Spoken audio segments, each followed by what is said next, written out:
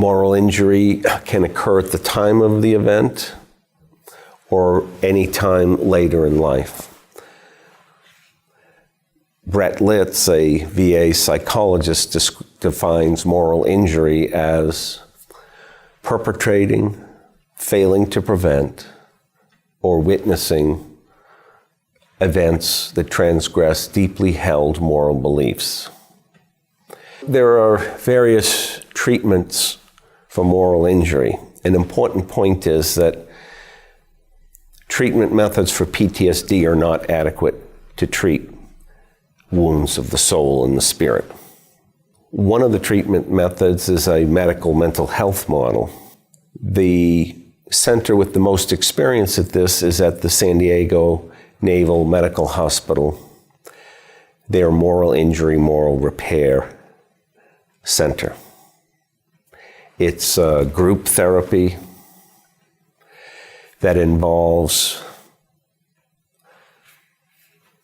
first creating a safe environment for a veteran to feel secure enough and trusting enough to share his story.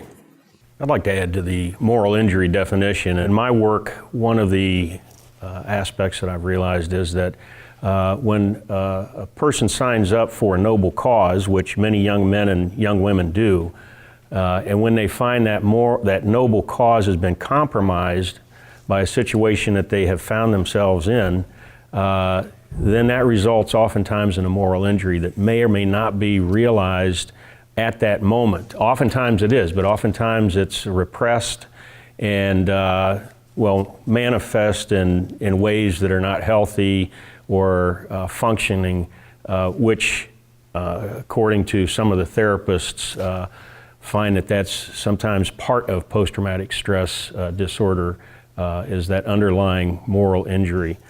People get moral injury because they are moral and ethical people, and because they are good, and find themselves in the wrong place at the wrong time, or in a no-win situation. And if they were unethical, if they were a sociopath, those people don't get moral injury.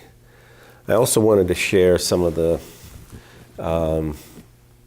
some other important points is that moral injury can occur at the time of the event, or as Reverend Schluep says, years or decades later, or even at the end of life.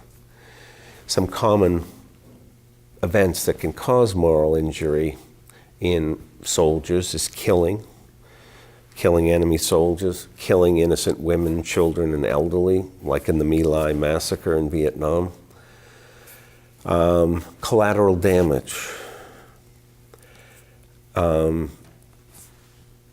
Sometimes friendly fire. Friendly fire, yes. Friendly fire. Yeah. So another key point is that moral injury isn't a psychiatric or a mental health diagnosis. It's a wound of the soul, of the spirit. There's no DSM-5 diagnostic criteria or code for that. Moral injury is not recognized by the VA or the Department of Defense. That wouldn't look good on a disability claim. And it doesn't qualify a veteran for a VA service-connected disability. So I think the spiritual realm that we live in, whether we realize it or not, is an essential part of the healing and the recovery from a moral injury that we're talking about. And I think that in my experience with people who are at the end of life, it is a very spiritual experience, a very intimate experience. And so we pray for forgiveness. I have some veterans who are aging, mostly Vietnam veterans now, who are making restitution, such as if it was an eye for an eye and a tooth for a tooth. Dr. Ed Tick mentions this in his book, War in the Soul, that if we bombed a school, we should rebuild a school. So we take a school for a school. If we bomb an eye clinic, build an eye clinic. If we take a life, do what you can to give a life back. Perhaps support an orphanage. Your group has done that. Our group has done that. Yes, we've Yes, in Vietnam, and several Vietnam veterans have taken it upon themselves to go back to Vietnam and to find ways to to help the people in there. And as one of our veterans spoke to me, he said, "I can't undo what I did. I killed people in Vietnam, but maybe I can make it a little better place to live in today." And he's very sincere in believing that he is helping the great-grandchildren of the people that he took their life. And it means something to him in a good way. And the other thing that I would say, and I kind of feel like we're coming to a conclusion here, is that healing and wellness are possible. We don't have to live our life with that type of wound.